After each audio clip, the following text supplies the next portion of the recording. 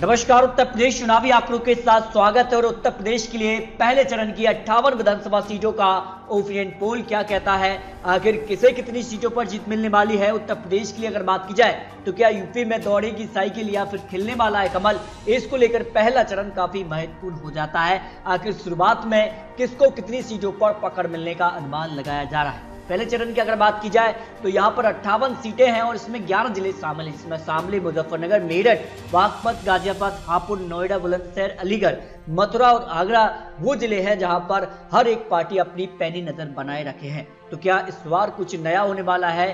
शामली, मुजफ्फरनगर, मेरठ काफी महत्वपूर्ण हो जाते हैं, जिसमें बुलंदशहर हो या फिर मथुरा कितना महत्वपूर्ण हो सकता है। आखिर किस पार्टी को कितनी सीटों पर जीत मिलने का अनुमान यहाँ पर लगाया गया, जो यहाँ पर ओपिनियन पोल यानी 10 फरवरी के पहले चरण के लिए अगर बात की जाए तो बीजेपी को कितनी सीटें यहाँ पर मिलने का अनुमान है, समाजवादी पार्टी को कितनी सीटों पर जीत मिलने का अनुमान है, क्या समाजवादी पार्टी पहले ही फेज में बढ़त लेने वाली है या नहीं, इसको लेकर क्या ओपिनियन पोल है। मायावती जी को कितनी सीट मिल सकती है, कांग्रेस का क्या हाल होने वाला है, आखिर कांग्रेस क्या बीजेपी और यहाँ पर समाजवादी पार्टी को टक्कर देकर यहाँ पर उत्तर प्रदेश में सरकार बनाने वाली है नहीं, इसको लेकर ओपिनियन पोल के आंकड़े क्या निकलकर सामने आ रहे हैं। 10 फरवरी के पहले पेज के लिए अगर बात की जाए तो गाजियाबाद की 5 सीटों का जो ओपिनियन पोल है, जिसमें बीजेपी को 3 विधानसभा सीटें, समाजवादी पार्टी को 2 विधानसभा सीटें, बीएसपी, कांग्रेस और अन्य के खाते में एक भी सीट मिलने का अनुमान नहीं है। जबकि मुजफ्फरनगर की 6 विधानसभा सीटों का जो ओपिनियन पोल है, इसमें बड़ा फायदा समाजवादी पार्टी को सभी 6 विधानसभा सीटों पर एक तरफा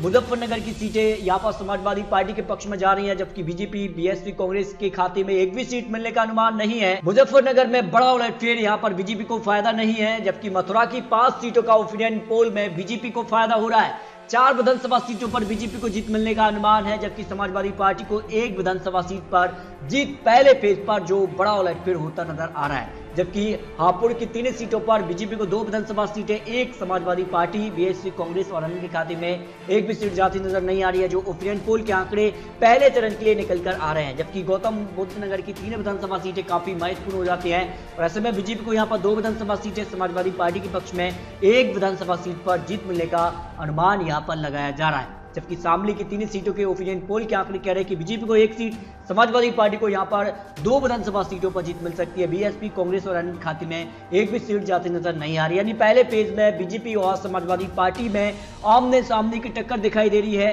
कुछ जिलों पर समाजवादी पार्टी का पलड़ा भारी है तो कुछ जिलों पर जो है बीजेपी का पलड़ा भारी नजर आ रहा है। लेकिन फाइनल यानी 58 सीटों का फाइनल क्या ओपिनियन पोल निकल कर आ रहा है आज सामने, इसके भी आंकड़े आपको देने वाले हैं। बुलंदशहर की 7 विधानसभा सीटों में से बीजेपी को 4, समाजवादी पार्टी को 2, 1 सीट यहां पर बीएसपी के पक्ष में जाने का अनुमान ओपिनियन पोल ने लगाया पहले पेज के लिए। जबकि 7 मेरठ की सीटों के लिए अगर बात की जाए तो बीजेपी को 5, जबकि समाजवादी पार्टी को 2 विधानसभा सीटों पर जीत मिल सकती है। हो सकता है कि बीजेपी की 1 सीट कम हो, वो यहां पर कांग्रेस के पक्ष में जा सकती है, जो ओपिनियन पोल के आंकड़े हैं।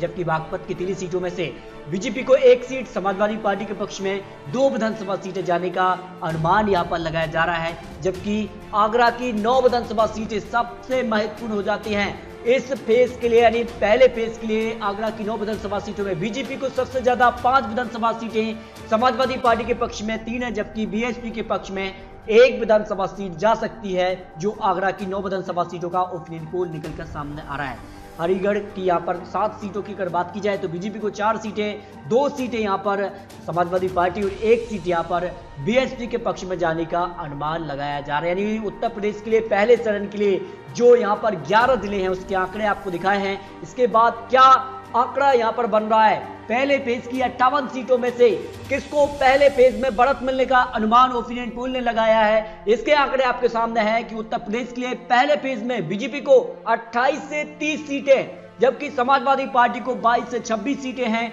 बीएसपी को 4 से 5 सीट, कांग्रेस को 0, अन्य की बात की जाए तो 0।